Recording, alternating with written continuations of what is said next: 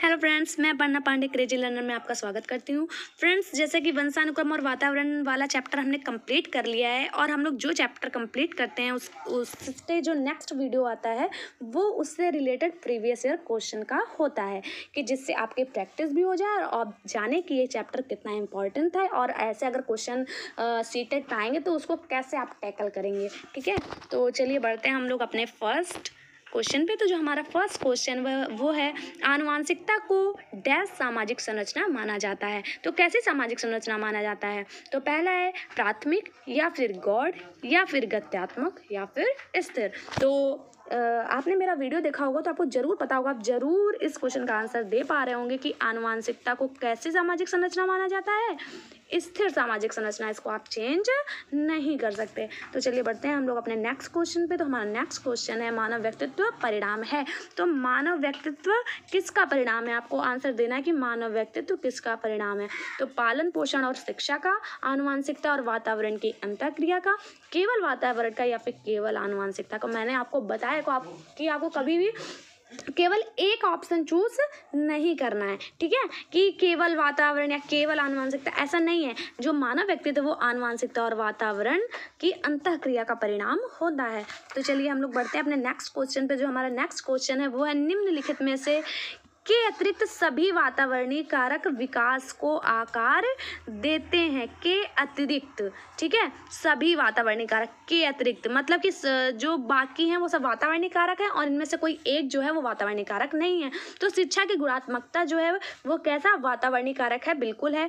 और शारीरिक गठन, बताइए आप वातावरणीय कारक है या नहीं? और पौष्टिकता की गुणवत्ता और संस्कृति, तो इसमें सिर्फ शारीरिक गठन ऐसा है जो कि वातावरणीय कारक नहीं है, ये एक आनुवांशिक कारक है। जबकि पौष्टिकता की गुणवत्ता और संस्कृति और शिक्षा की गुणात्मकता वातावरणीय कारक हैं। तो चलिए बढ़ते हैं अपने नेक्स्ट क्वेश्चन पे। जो हमारा नेक्स्ट क्वेश्चन है वो क्या है कि निम्नलिखित में से कौन सा मुख्य रूप से आनुवांशिकता संबंधी कारक है? मुख्य रूप से आनुवांशिकता संबंधी कारक है।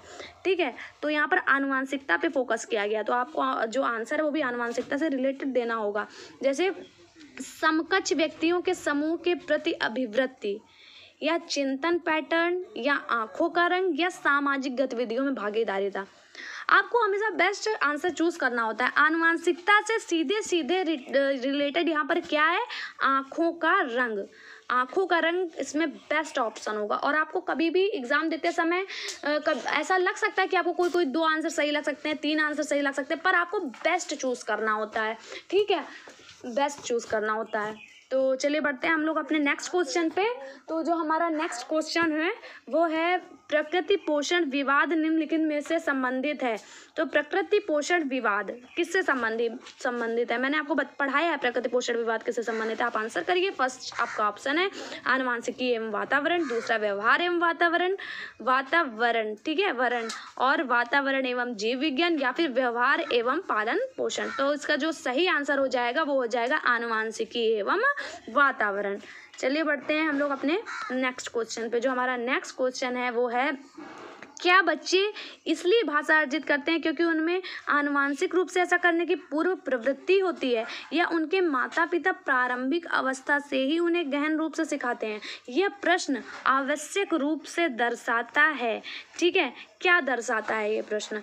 प्रकृति और पोषण पर बहस, बहुकारता योग्यता के रूप में विकास पर चर्चा, या फिर क्या विकास एक सतत प्रक्रिया है या एक असतत प्रक्रिया, या डी ऑप्शन है हमारा भाषा के विकास पर संज्ञान का प्रभाव। आप समझिए इस क्वेश्चन को पहले।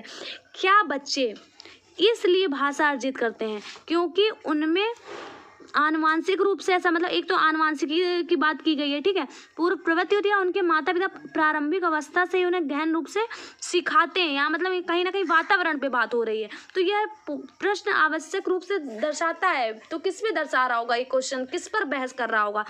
तो आनुवांशिकी और वातावरण पे। और मैंने बताया आनुवांशिकी और वातावरण ही क्या है? प्रकृति और पोषण पर बहस। ठीक है, तो इससे हमारा ऑप्शन ए सही हो जाएगा।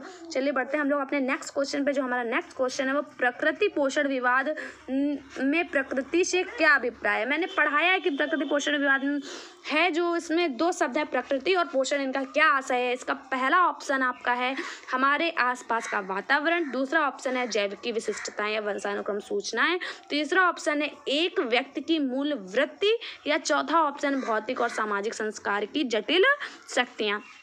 तो मैंने आपको बताया कि प्रकृति मतलब जो चेंजेबल नहीं है, तो वो क्या है जैविक विशिष्टताएं या वंशानुक्रम सूचना या आनुवांशिकता, ठीक है। और पोषण से क्या आशय है, पोषण से आशय है हमारे आसपास का वातावरण।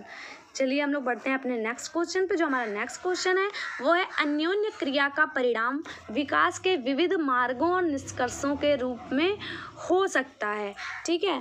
क्या है, अन्योन्य क्रिया का परिणाम विकास के विविध मार्गों और निष्कर्षों के रूप में हो सकता है। तो ये इसमें कौन सा ऑप्शन सही होगा, चुनौतियां सीमाएं, वंशानुक्रम पर्यावरण, स्थिरता परिवर्तन या खोज पोषण, ठीक है।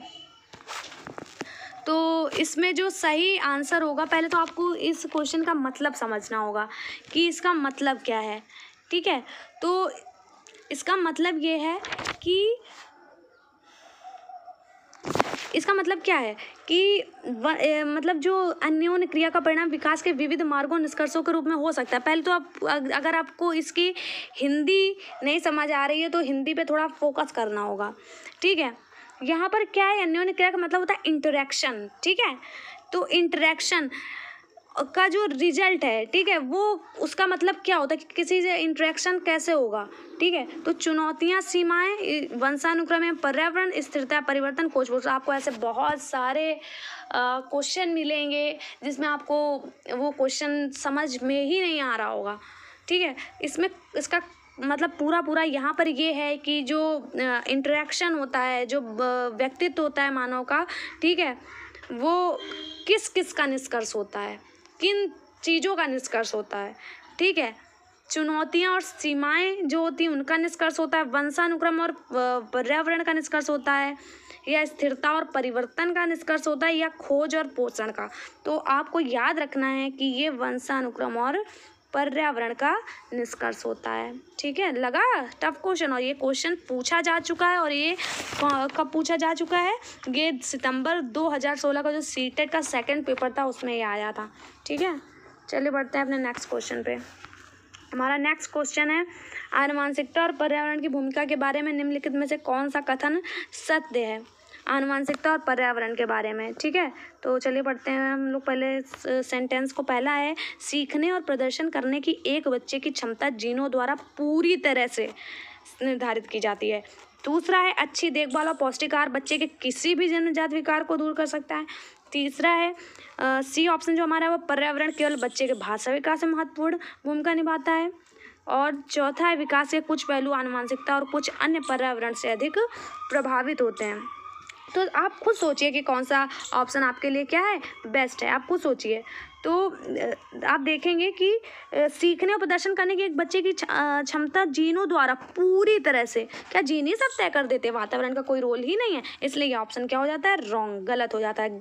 दूसरा ऑप्शन पे हम लोग पढ़ेंगे तो लिखा है अच्छी देखभाल और पौष्टिक आहार बच्चे किसी भी जन्मजात विकार को भी आपका वातावरण सही कर देगा, नहीं, तो ये भी ऑप्शन क्या हो जाएगा, आपका गलत हो जाएगा। हम लोग नेक्स्ट ऑप्शन में बढ़ते हैं। तो जो हमारा नेक्स्ट ऑप्शन है वो क्या है कि पर्यावरण केवल बच्चे के भाषा मतलब केवल बच्चे के भाषा विकास में ही महत्वपूर्ण भूमिका अदा करेगा और किसी में नहीं, गलत।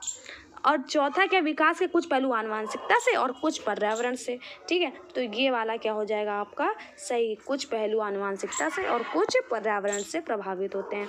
अगला हमारा क्वेश्चन है कि एक 6 वर्ष की लड़की खेल कूद में असाधारण योग्यता का प्रदर्शन करती है, उसके माता पिता दोनों ही क्या हैं, खिलाड़ी हैं, उसे नित्य प्रशिक्षण प्राप्त करने भेजते हैं और सप्ताहांत में उसे प्रशिक्षण देते हैं। बहुत संभव है कि उसकी क्षमताएं निम्नलिखित दोनों के बीच परस्पर प्रतिक्रिया का परिणाम होंगी, ठीक है। उसकी क्षमताएं जो हैं वो किसका परिणाम होंगी, आपको बताना है, स्वास्थ्य और प्रशिक्षण का, दूसरा ऑप्शन अनुशासन और पौष्टिकता का, या तीसरा आनुवंशिकता और पर्यावरण का, या चौथा है वृद्धि और विकास का। किसका परिणाम होगी? देखिए उसके माता पिता पहले से ही खिलाड़ी हैं तो ये आनुवंशिकता से रिलेटेड हो गया।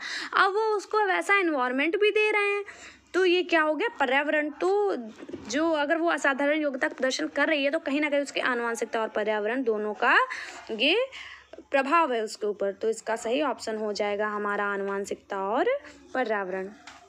तो चलिए इसी के साथ जो हमारी आनुवंशिकता और पर्यावरण या वंशानुक्रम और पर्यावरण से रिलेटेड जो भी क्वेश्चन थे, और भी क्वेश्चन आए हुए हैं पर मैंने जो 10 क्वेश्चन लिए हैं वो बहुत इंपॉर्टेंट हैं। तो आपको ध्यान रखना है, आपकी प्रैक्टिस भी हो गई होगी, आपको समझ आ गया होगा कि क्या क्या चीज़ हमें ध्यान रखनी है और सीटेट में कैसे क्वेश्चन पुटअप होते हैं। तो इसी के साथ हम लोग मिलते हैं नेक्स्ट वीडियो में। मेरे वीडियो को लाइक करना और चैनल को सब्सक्राइब करना बिल्कुल भी ना भूलें। धन्यवाद।